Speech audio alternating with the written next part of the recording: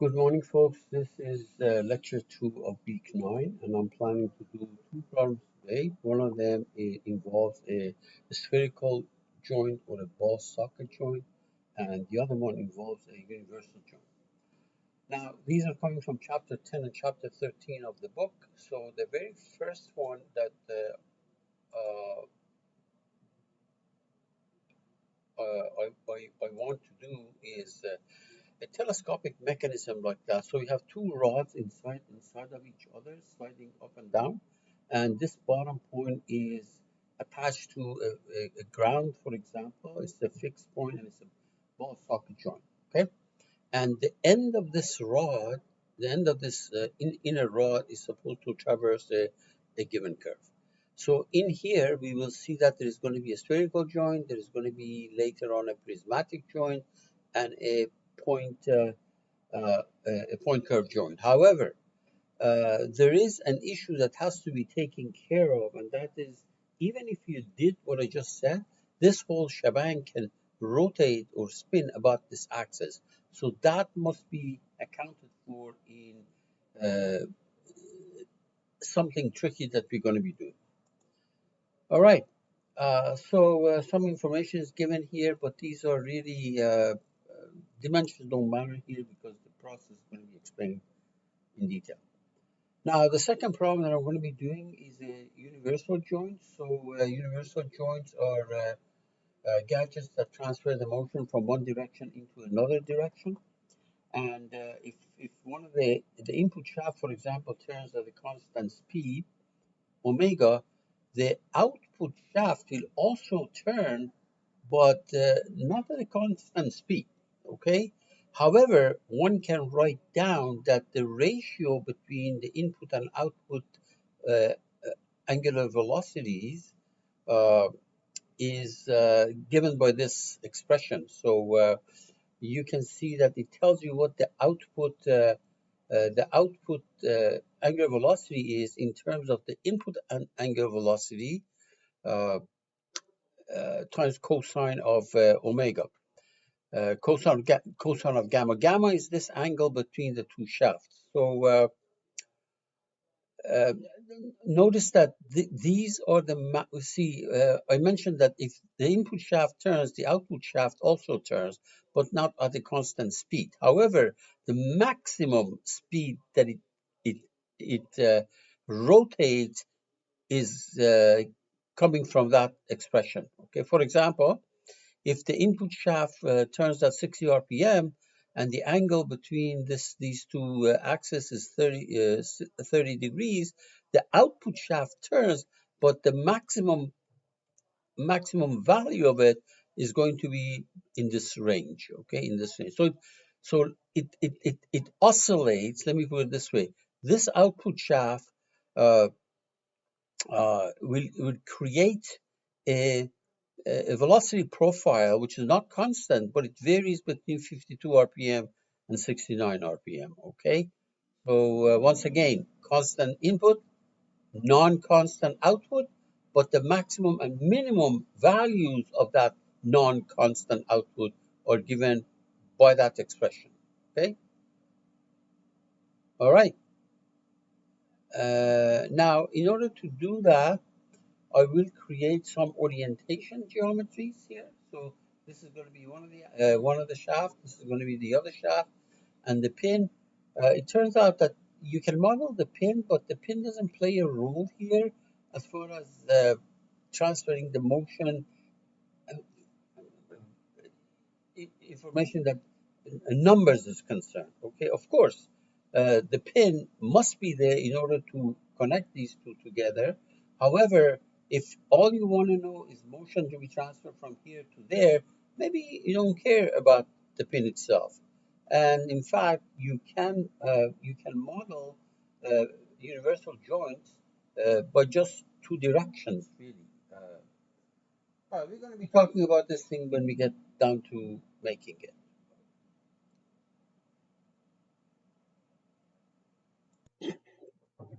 Immediately I save this product file. So file, save management, save as. Let's see now my desktop. a new folder,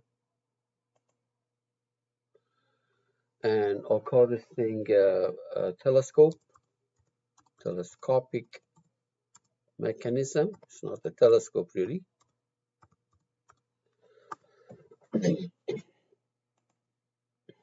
Okay, so like that, and save it.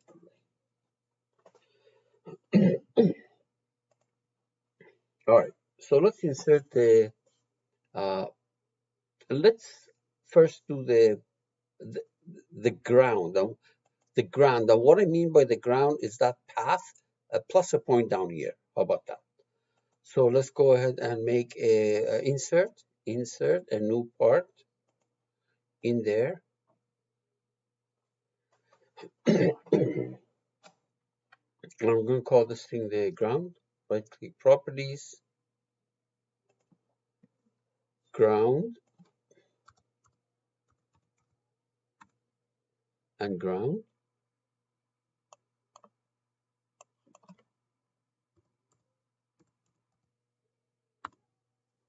All right, let's make it.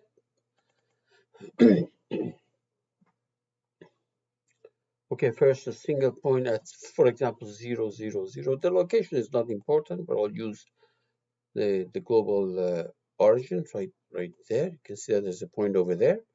And then up here, I'm going to draw a plane, which is parallel to, for example, this XY plane. And on it, I draw an ellipse or some curve. So on that, let me draw a plane offset from this plane. And let me make this thing about 4 inches high. Let's see where it is. So that's, yeah, that's good. And on it, I'm going to draw. It can be anything, but I'm going to make it an ellipse. Okay. Let's see now, where is an ellipse? Right there. Maybe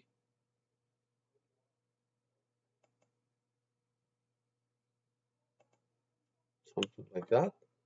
Exit.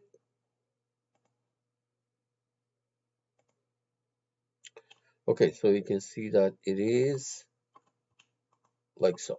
Okay, so there's my point. There is my ellipse. And then I'm going to make the other two pieces. So insert a new part over there. And I'm going to call it outer. Right click properties.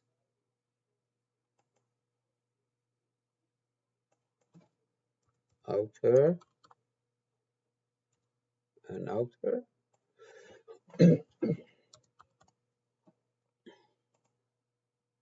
Okay, and by outer, I mean, if you look at this configuration, this is the outer one, the one down here, okay? So let's make it.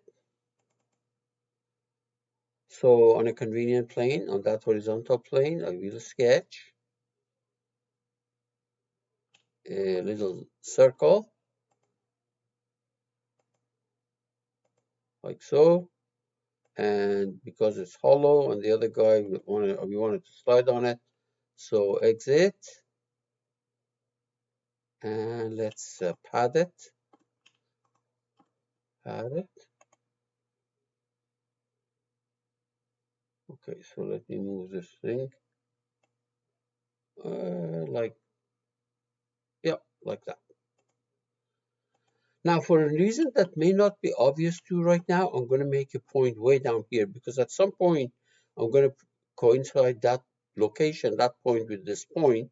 So I need a point down here. Okay, so let's make a point in the outer part. And it's going to be center of that circle. And we move on. Okay. So let's go and make the inner piece. We go out here. Click on the floppy so that at least this piece is fixed. Insert a new part in there and we call it inner. Right click properties, inner.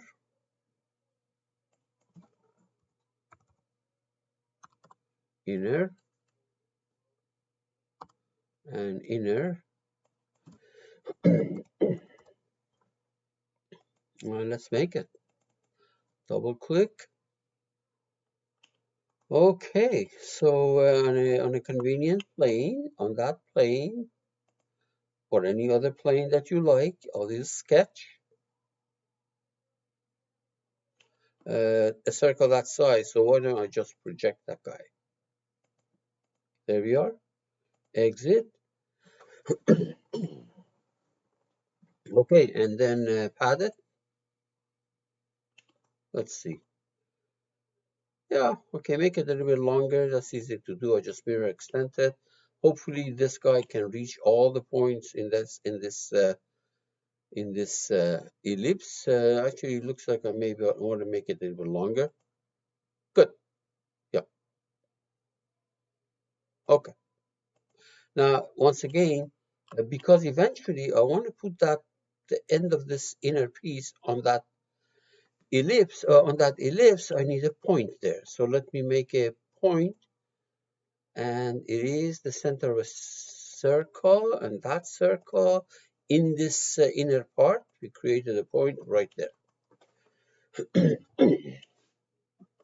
Now, let me uh, I was going to create a point here for you, okay, on that, because it is possible to put that point coincident with the point that I was going to make, or it is also possible to make that point coincident with that curve, either way. So I'm not going to bother unless I need it, I'm not going to bother. I'm not going to create my point here, okay? That's pretty much it. We go all the way to the top and save it, save everything.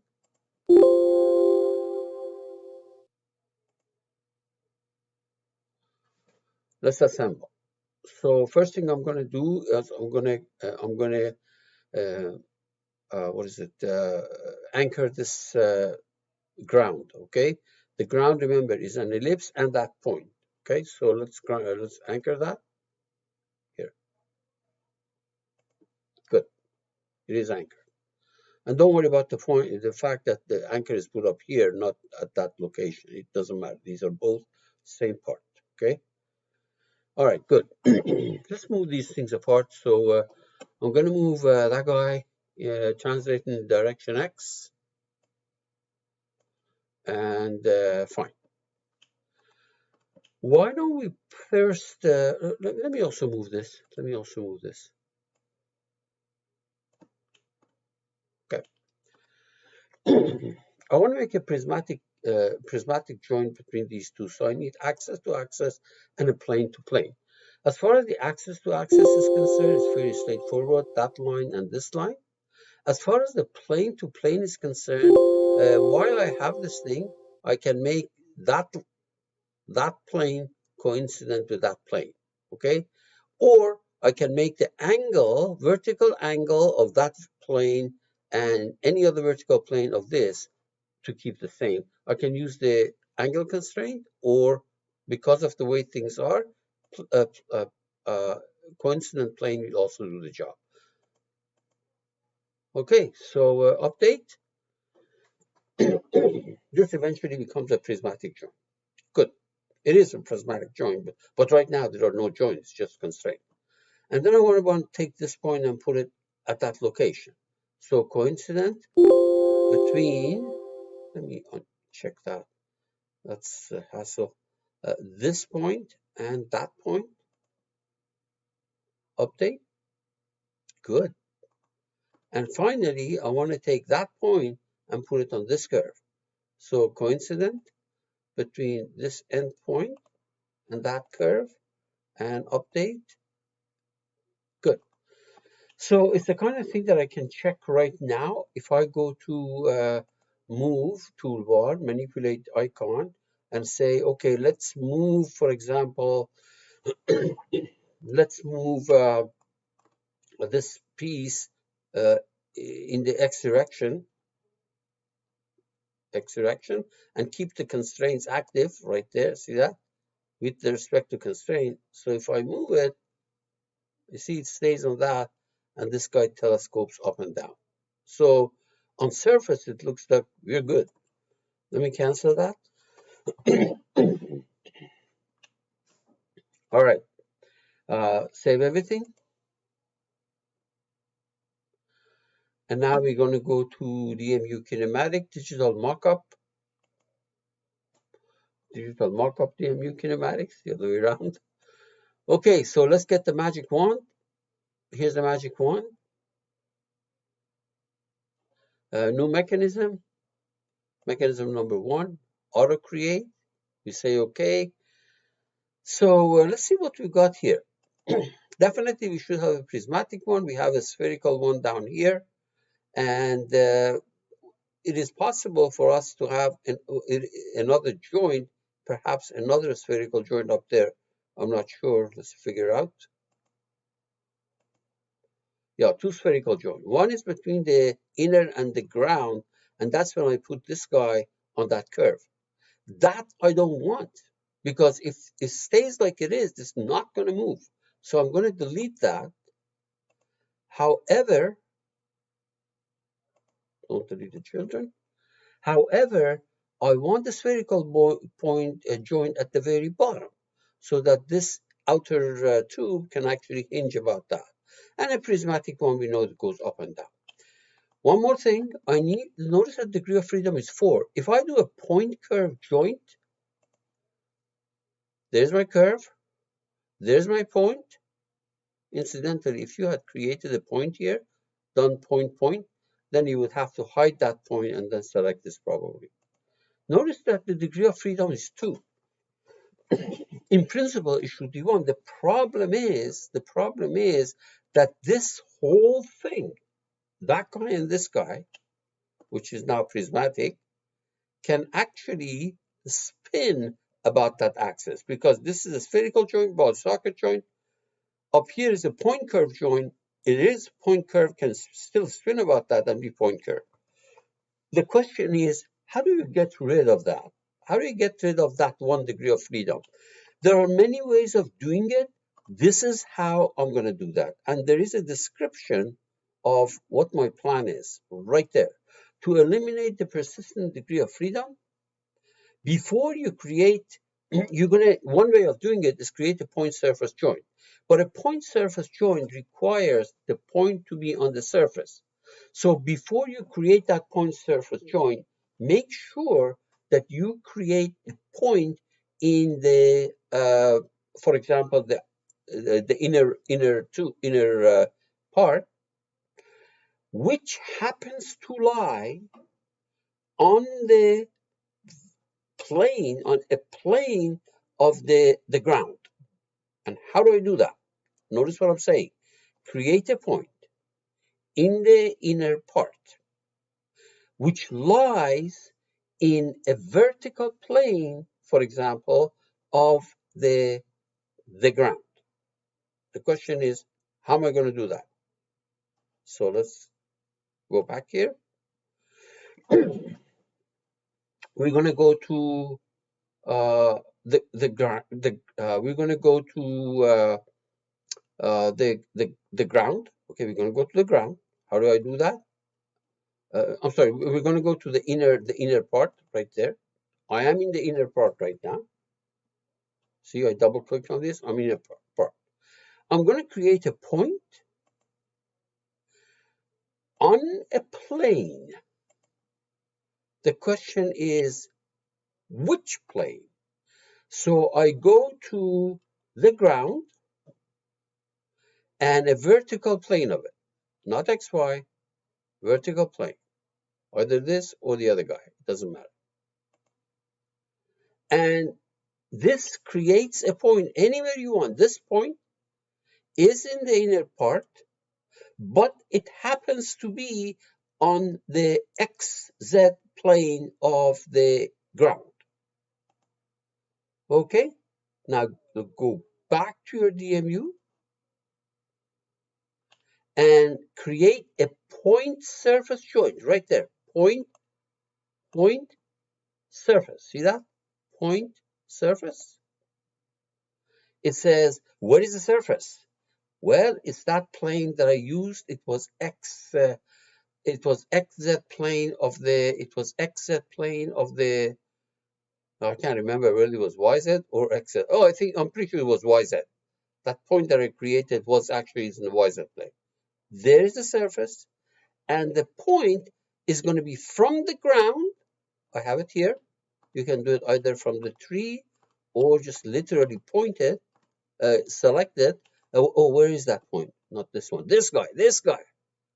Because this guy is guaranteed to be in the ground YZ plane. Okay, all right? Not that guy. This point may not be in that plane, but this one is because you just created it. And then say okay. And now the degree of freedom should be 1, not 2, 1, right there. You can see that, okay? Yep, right there. See, we already had the spherical one down here. We already had the prismatic one. We made the point curve, still came out to be 2, but we create a point surface joint so that this point always remains in the YZ plane of the ground. That means this guy can no longer spin about that. Now let's go make our point curve joint length driven. Very good. And mechanism can be simulated. And we can make a cartoon. And putting the physics in it, getting graphs and things like that, you already know how to do it. Or if you don't, please go ahead and watch the first 2 weeks. Yeah. Let's create a mechanism. Now, this is right now, it's not at the 0, 0 location. If I want to bring it to 0, 0 location, let me cancel that. Manually, you go and bring it there. So this is the simulation with command. Right now, it's at that location. So if I wanted to start at 0, I bring it to 0. This is the 0 location for that. The only difficulty with this problem was the fact that you had to take away that second degree of freedom, and one way of doing it is exactly what I described here. Okay, good. So let's go to our next problem. It's a universal joint. Now, universal joints are used in order to transfer motion from one shaft to another shaft, particularly when these shafts are not go along the same axis, for example. If you go down here on Church, you can see these gigantic trucks have something coming out of their engine, which goes with a slanted shaft, it goes to the rear wheels, for example, and that's what it is. Now, the thing is that, for example, this thing is attached to a motor, it turns at a constant speed, and this guy is rotates, but the speed is not going to be constant. So you're transferring motion. This has a constant speed, but this one does not. In fact, you can show that this has a fluctuating speed like that. So as this thing turns, this guy turns, or as this thing turns, that guy turns. But the speed is fluctuating. You know, it's like that. This may be constant, but this guy is not. And the maximum for every rotation of this horizontal one, the other guy rotates twice. Okay. And that's what these things are saying. The angular velocity is actually, and the angular acceleration has 2 cycles per revolution of the input shaft. And the maximum and minimum speed of these, the maximum and minimum values are determined by this expression. So if, for example, I have see, omega output over omega input is less than or equal to 1 over cos of angle, the angle here, and bigger than cosine of the angle. So if, for example, if angle gamma is 30 degrees, if this is 30 degrees, and the RPM of the input is is a constant RPM of 60 RPM, your output is going to vary between 69 RPM and 52 RPM. Just divided by cos of gamma, and multiplied by cos of gamma, you're going to get 52 and 69. Now, This obviously fluctuating speed is not acceptable. So what people do is they create what is called a constant velocity joint. So what they do is they attach another universal joint at this end, another universal joint at this end, parallel to the original one over here. So this is constant, this is fluctuating, but when it goes to the original one, the second one, the second speed becomes constant, and in fact becomes the same as the input shaft. Okay, so that's what the constant velocity joint is. That joint is also available in CATIA, but I'm not going to use it. I will be using universal joint. Now, let me see now. Now, the pin, it is not needed in order to transfer that motion, at least from the kinematic point of view, okay? If you are interested, obviously, in the stresses in that cross pin, then definitely you have to model it. But if the whole idea is transfer motion from one shaft to another shaft, according to the laws of physics, that pin does not have to be modeled. Uh, I'm going to model it first, and then I'm going to show you that if you don't need it, you can just get rid of it and proceed with the rest of the problem. Okay, so here's what I'm going to do is I will create, in this problem, I will create a orientation, a dummy part, which is just shaft orientation. So basically a broken line like that, because it makes it easier for me to put these things assembled together. Okay, so I'm going to create a dummy thing, which is called shaft orientation, which is like so, and then shaft and the cross pin. This obviously is an instance of that. Uh, Either I make it or I use a copy of it. Okay, so let's go ahead and do that. I don't need this anymore.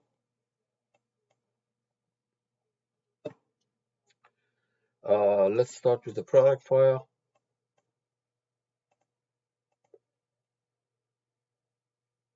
Immediately save it. So file, save management.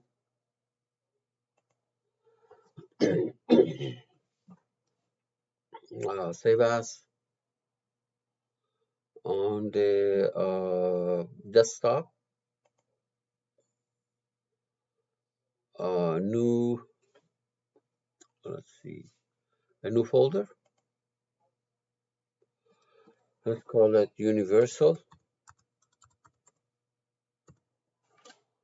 Okay.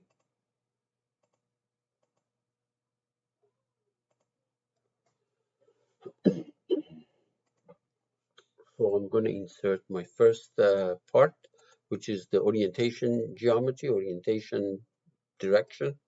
What do I call it here? Orientation, shaft orientation. Okay, I'll call it shaft orientation. Insert a new part in there. Right click properties, shaft orientation.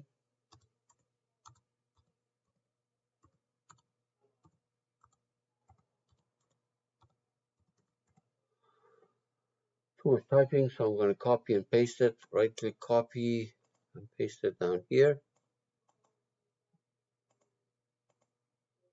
Okay, let's go make it.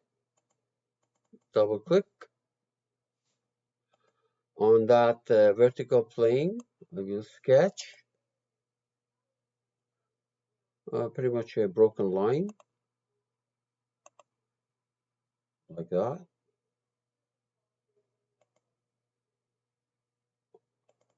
And that angle, I'm going to make it 30 degrees.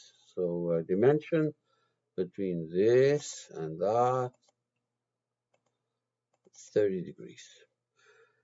I'm not going to worry about the size here, so that's fine. Exit, and immediately you save this. Go all the way to the top. Oh, before I do that, for a reason that yeah, that's good actually. That's fine. That's fine. So save. Now I'm going to insert the shaft. So insert a new part in there. And I'm going to call this thing a shaft. Right click properties, shaft and shaft.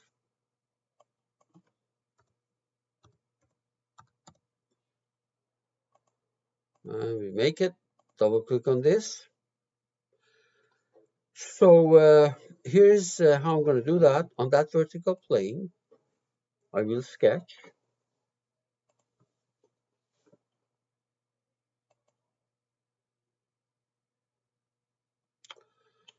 something that looks like that the grip of that shaft, the end of that shaft. So let's not worry about the actual details here. Let me try to make something that's reasonable over there, there.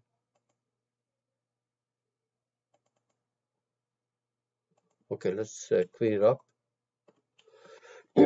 First of all, I want nice and symmetric. The top control bottom, control this axis. I want it to be symmetric. Okay. Same thing with this. This control that. Control this axis symmetric.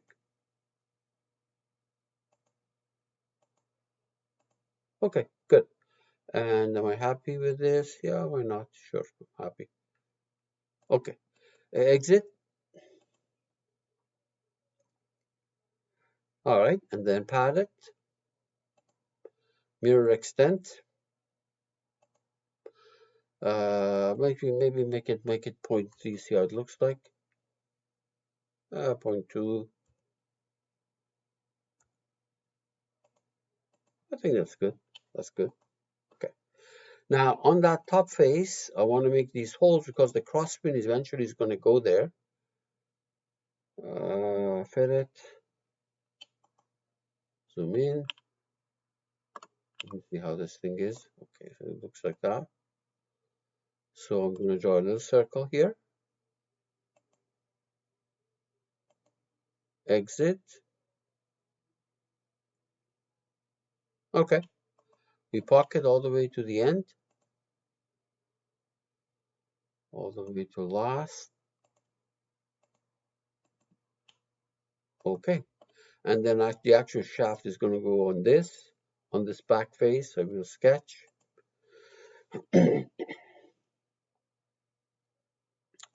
Little circle. Exit.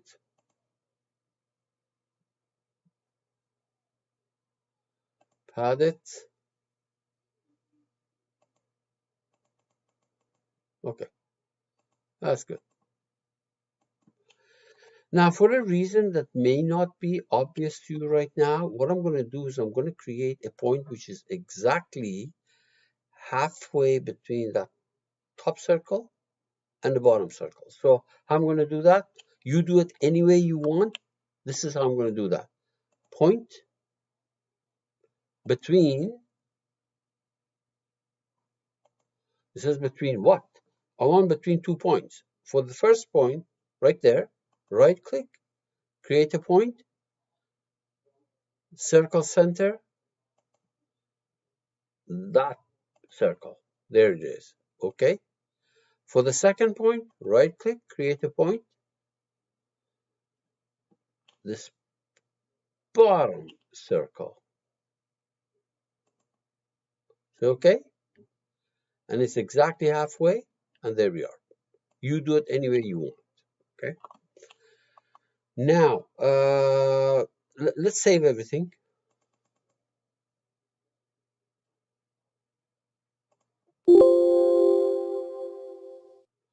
And what I will do now is to create my cross pin. So insert, new part, say no, right click, properties, cross pin,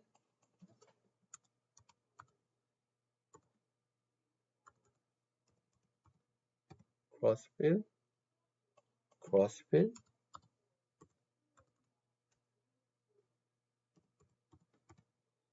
Okay, let's make it.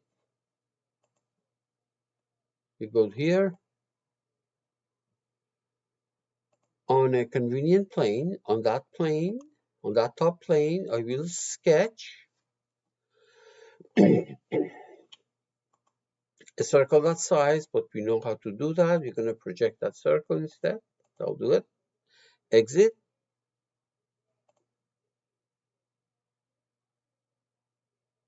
Okay, right there, you can see that. And I'm going to pad it. Pad that circle that I just drew up to the bottom plane, up to last, and see if it goes. Well, let's go up to the plane, and select this bottom plane. There we are. And I want exactly the same thing at 90 degrees to that. And one trick to do it, you can do it any way you want. This is going to be circular pattern. So instances, angular spacing, two instances, 90 degrees. And the reference element is, for example, this line. And it's not the current solid. I just want that pad, okay? So I don't want this. Although you can see that it works too, but I mean, there's no reason to do that. I use the pad and say, okay, there we are. You do it any way you want. It's up to you. All the way to the top, all the way to the top. And all the way to the top so that you see the double gears here, right? Click on the floppy.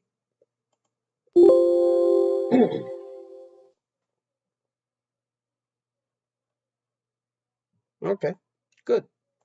Now, remember, this other shaft is exactly like that. So that being the case, what I can do, I'm going to say insert.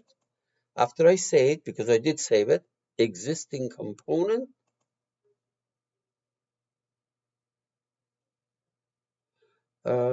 Shaft, right there. Not shaft orientation was just that broken line. And we say okay. And there's going to be another shaft sitting on top of this that we have to separate and then do the assembly process. Okay, good. So let me move these apart. Translate this thing in X. There's two of them. You can see that. All right. And let me move the crosspin also so that it doesn't distract me. Right there. And we say okay. All right. So first thing we're going to do is anchor the orientation. There, this is anchor. Then I want to put that point right at that joint, at that location. So coincidence between this point and that point over here. Hopefully I did pick it. We can check actually to see whether I did pick the point between point and point. See that? And update, it's going to move it there. Good. And I want a coincidence between this axis and the axis of the cylinder. Zoom in if you're having a hard time. Because what I picked is not the axis of the cylinder, it's just the orientation. There's the axis of the cylinder. Obviously, there's nothing to update. Good.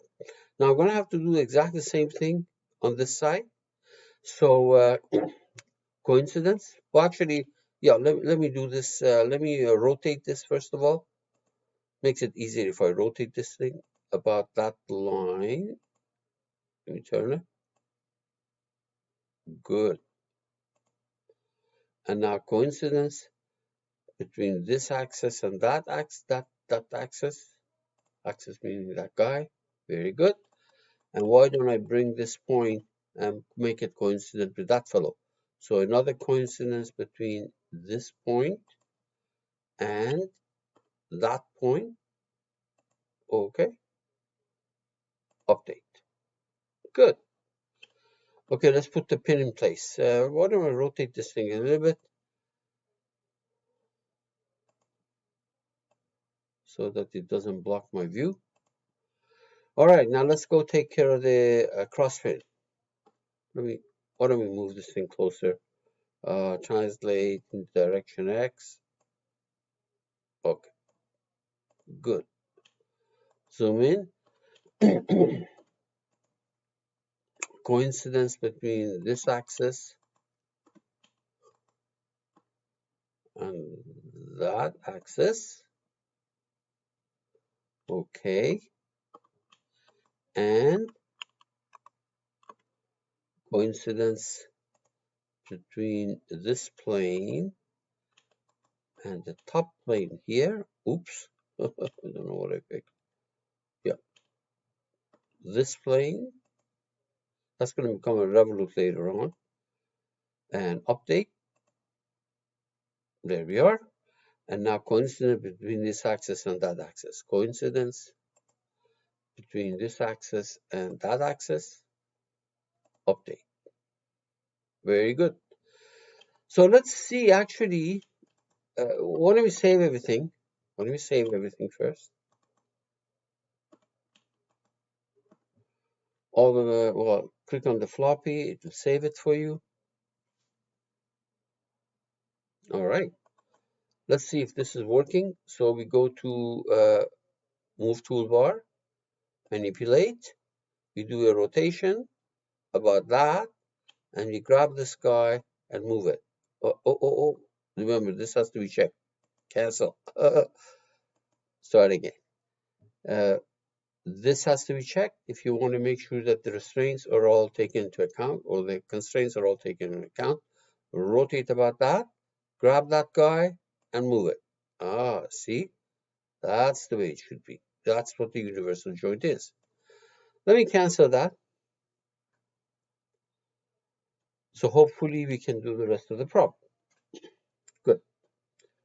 So let's go ahead and go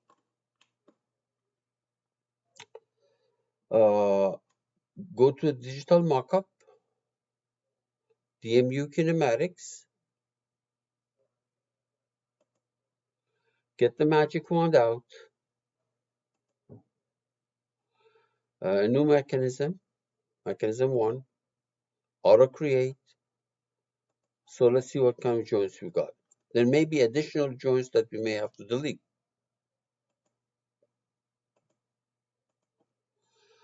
So let's see if you understand. First of all, this spherical one was created because I brought that point that was created and placed it right there. That spherical one I don't need. I'm going to delete.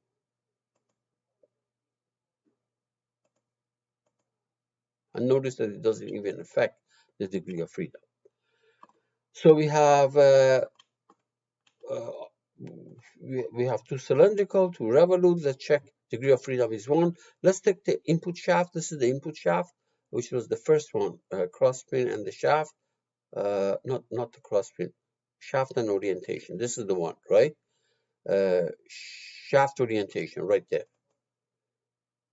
And I make it angle driven, 0 to 360. And we say, okay, mechanism can be simulated. Can I make a simulation here for you? Well, first of all, if these planes are all blocking your view, you don't want to see them, no problem. So you're going to go to, you can go to tools. Where's that? Edit, to search. Find all the planes. I'm going to hide them. Okay, find all the planes and we hide them. I'm going to type here planes and plane, and this means find and select. And then once it finds and select, you can right click hide, or you can just click on this icon down here and it will hide it for you. Up to you.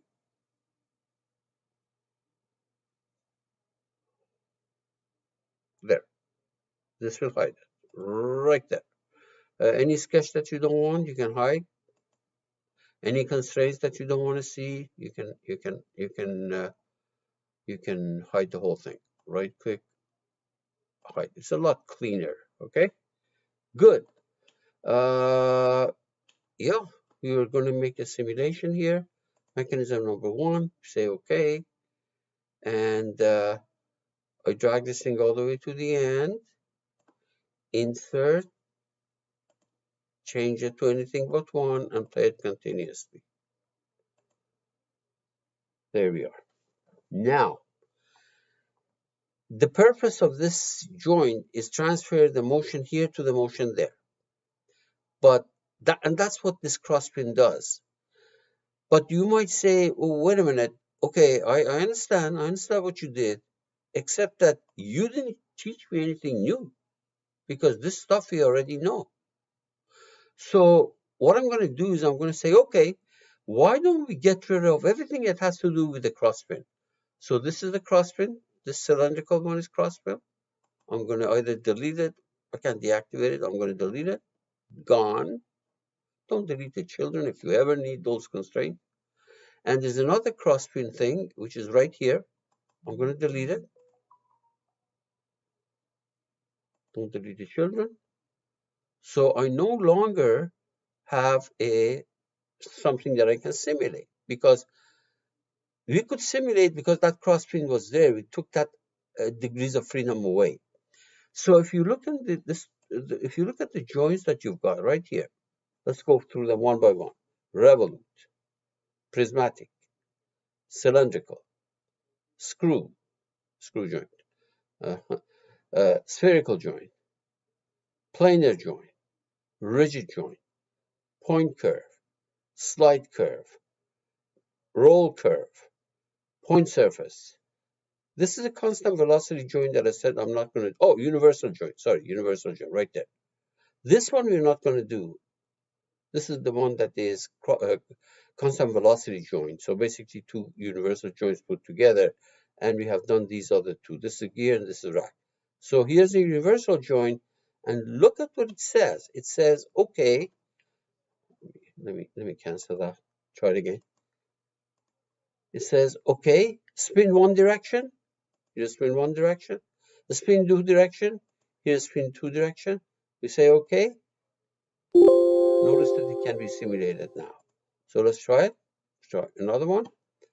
We already have a simulation here. I can delete that or I can leave it. Let me delete this. Okay. Create another simulation.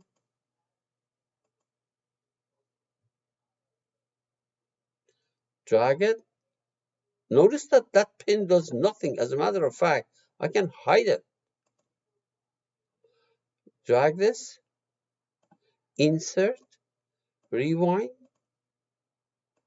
And play it continuously. That pin, crosspin, does nothing. Okay, now let's check these formulas, these things that I said. Let's put some physics into this. So you go to f of x, you click on the mechanism. There is your revolute angle-driven. This is the angle-driven one that you have, and you say add formulas. Okay, and so for example, I can say that angle equal to 360 degrees per second. By the way, you can type 60 turn underscore minute. That means instead of writing it 60 degrees per second, you can write it like that, times time. The time is here. Double click. You say okay. Good. Let's do simulation. Let's create a sensor so that we can see some velocities. For example, I can do this. Let's say I create a sensor here, acceleration sensor for that point.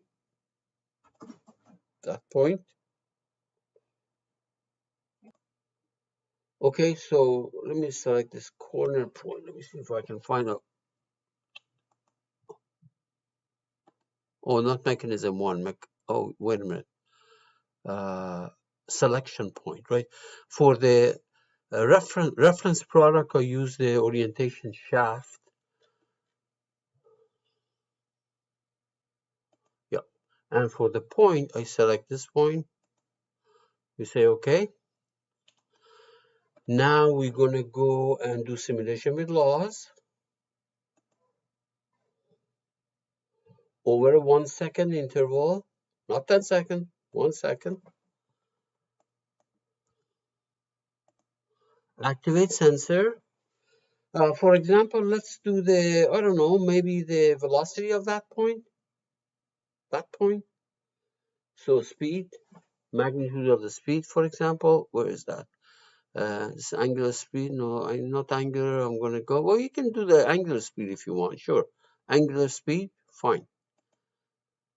Turn per minute, okay, no problem. Move this thing out of the way and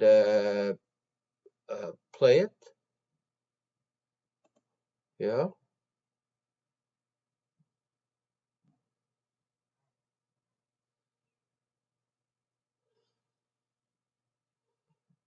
And graph it there. So you can see that during 1 second, the input shaft went once, but that output shaft has gone twice. And in fact, this number is 70, between 51 and 70. Do you remember that? Where is that? Right there. 52 and 70, 69. So there's the physics.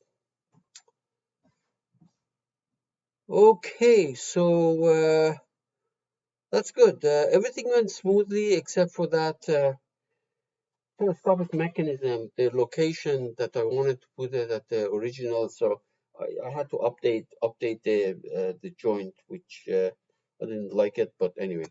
So everything went smoothly except for that one item. Good luck and see you tomorrow.